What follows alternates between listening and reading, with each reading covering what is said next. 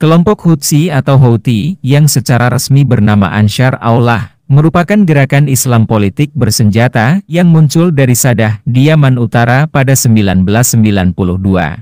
Mereka adalah sekte Syiah Zaidiyah, namun gerakan ini juga didukung oleh Islam Sunni.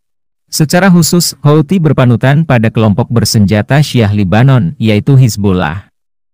Menurut Lembaga Penelitian Amerika Serikat, Combating Terrorism Center, Hizbullah telah membekali mereka dengan keahlian tempur tingkat tinggi dan pelatihan militer profesional sejak tahun 2014. Kelompok Houthi terus menjadi perbincangan dunia. Pasalnya, penguasa Yaman itu memutuskan untuk membajak beberapa kapal yang memiliki kaitan dengan Israel sebagai bentuk dukungan mereka terhadap Hamas dan Gaza yang saat ini diserang oleh Tel Aviv. Manuver ini pun ditanggapi secara panas oleh Amerika Serikat. Washington akhirnya mengumumkan pembentukan koalisi pada hari Senin 18 Desember 2023 untuk melindungi perdagangan di Laut Merah setelah serangan Houthi memaksa perusahaan pelayaran untuk menghentikan operasinya. Amerika mengumumkan koalisi 10 negara yang tergabung dalam Inisiatif Keamanan Multinasional yang mencakup Amerika Serikat, Inggris, Bahrain, Kanada, Prancis, Italia, Belanda, Norwegia, Seychelles, dan Spanyol. Bahrain merupakan satu-satunya negara pulau di Teluk Persia yang bergabung dalam gerbong pimpinan Amerika Serikat tersebut. Austin menyebutkan bahwa koalisi keamanan ini dibentuk dengan tujuan memastikan kebebasan navigasi bagi semua negara dan memperkuat keamanan dan kemakmuran di kawasan. Menanggapi pembentukan koalisi tersebut, Houthi justru mengancam akan terus melakukan serangan terhadap kapal-kapal yang berhubungan dengan Israel yang melewati Laut Merah sebagai bentuk dukungan terhadap situasi di Gaza. Koalisi bentukan AS bertujuan untuk melindungi Israel dan memiliterisasi laut tanpa pembenaran apapun, dan hal ini tidak akan menghentikan Yaman untuk melanjutkan operasi sahnya dalam mendukung Gaza, tulis Kepala Perunding dan Juru Bicara Houthi, Abdel Salam, yang dikutip Times of Israel. Houthi menegaskan, akan menargetkan kapal manapun yang berlayar menuju Israel atau yang terkait dengan Zionis, meskipun sejumlah kapal yang tidak memiliki hubungan jelas dengan Israel akan turut menjadi sasaran. Sebenarnya, sebelum agresi Israel ke Palestina, Houthi memang kerap menyerang wilayah itu. Gempuran baru-baru ini membuat pemerintahan Perdana Menteri Benyamin Netanyahu dan sekutu dekatnya, Amerika Serikat, keteteran. Kelompok Houthi menyerang dan menyita beberapa kapal yang terkait dengan Israel di Laut Merah dan Selat Bab al-Mandab.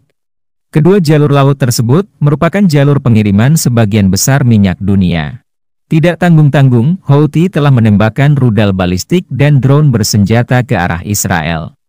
Diyakini, serangan Houthi telah mempengaruhi 15% dari total perdagangan dunia, di mana kapal-kapal menjadi harus mengubah rute pelayaran yang lebih jauh untuk sampai tujuan daripada melewati Selat Bab al-Mandab, sehingga mencapai jalur pintas, yakni terusan Suez di Mesir. Pada Sabtu 9 Desember lalu, kelompok Houthi di Yaman menyatakan bahwa mereka akan menargetkan semua kapal yang menuju ke Israel, terlepas dari kewarganegaraan mereka.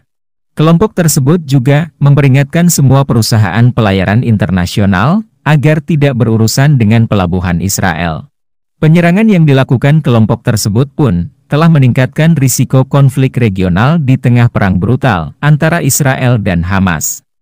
Para pejabat Houthi mengatakan bahwa tindakan tersebut merupakan bentuk dukungan terhadap Palestina. Sejumlah analis bahkan menilai kebangkitan kekuatan militer Houthi dilatar belakangi oleh keberhasilan mereka menguasai Yaman pada 2014 dan sokongan dari suatu negara yang kuat. Selain itu, pengalaman perang sebelum berhasil menguasai Yaman juga turut memperkuat dan memperkaya militer mereka. Houthi telah terbukti luar biasa secara politik dan sangat mahir dalam memanfaatkan peluang, kata pengamat militer Michael Knight di kolom situs Combating Terrorism Center. Salah satu perwira koalisi Teluk bahkan menggambarkan Houthi sebagai kelompok yang terorganisir, rela mati, dan tangguh. Lalu, yang menjadi pertanyaan adalah, mengapa Houthi begitu kuat? Mengapa Houthi memiliki banyak peralatan militer yang lengkap dan canggih? Siapa sebenarnya yang menjadi penyokong Houthi? Di mana Houthi dikabarkan memiliki alutsista yang cukup banyak, mulai dari jet tempur, drone bunuh diri, kendaraan lapis baja, kapal perang, ratusan ribu roket, rudal balistik jarak jauh, dan sistem persenjataan canggih lainnya. Jadi, siapa yang menyuplai senjata mereka? Hingga Yaman pun berhasil dikuasai oleh kelompok ini sejak 2014 lalu, yang menyebabkan pemerintahan Yaman jatuh ke tangan kelompok militan tersebut. Jawabannya adalah Iran. Tidak bisa dipungkiri, Iran merupakan salah satu dari 20 negara terkuat di dunia secara militer, memang sangat maju pesat di bidang pengembangan alutsista. Meskipun sempat diembargo dunia, Iran tetap mampu memproduksi dan mengembangkan senjata-senjata canggih yang mampu menyaingi senjata-senjata Barat.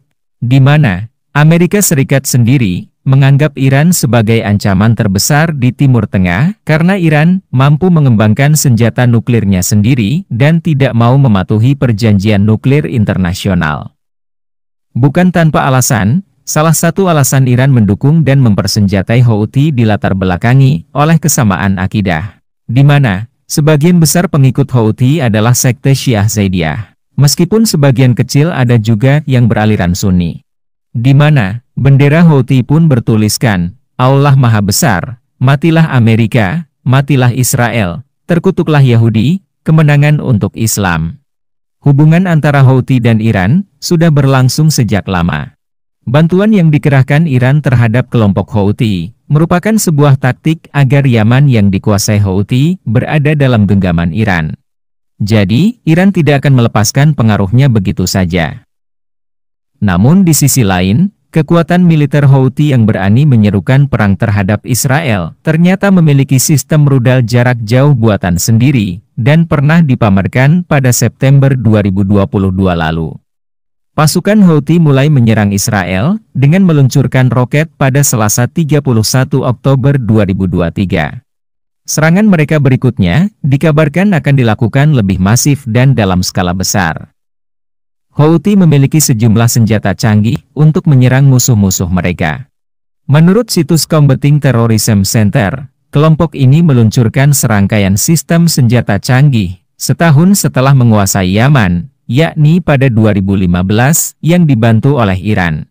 Di tahun itu pula, Houthi menyerang kapal-kapal dengan ranjau mematikan dan rudal anti-kapal. Mereka juga mempunyai senjata presisi tinggi, salah satunya yaitu rudal balistik jarak menengah Burkan 2H, yang memiliki jarak tempuh 600 mil atau 965 km. Houthi menggunakan peluru kendali tersebut untuk menyerang Riyadh dan Yanbu. Selain itu, Houthi juga memiliki pesawat tak berawak yaitu UAV Qasef-1. Sejak 2017, mereka meluncurkan rata-rata 6 UAV ke rudal Patriot koalisi Teluk. Hal ini mengakibatkan negara-negara Arab membentuk koalisi dengan meluncurkan kampanye militer pada 2015 untuk mengalahkan Houthi dan memulihkan pemerintahan Yaman. Selain itu, Houthi juga mengembangkan sekitar 30 stasiun pengawas pantai, spy DOU, drone, dan radar maritim ke kapal yang berlabuh untuk menciptakan solusi penargetan serangan. Mereka juga melakukan pelatihan penyelam tempur di Pulau Zukur dan Bawardi di Laut Merah. Perkembangan teknologi paling signifikan yang dilakukan Houthi adalah konversi Speedboat Coast Guard menjadi kapal drone peledak bernama Shark 33. Mereka pernah menggunakan perangkat ini untuk menyerang frigat Saudi pada 30 Januari 2017. Houthi menggunakan Shark 33 dalam formasi segitiga dengan kapal penyerang di depan, kapal komando di dekatnya, dan kapal media untuk mendapat rekaman pertempuran yang lebih jauh.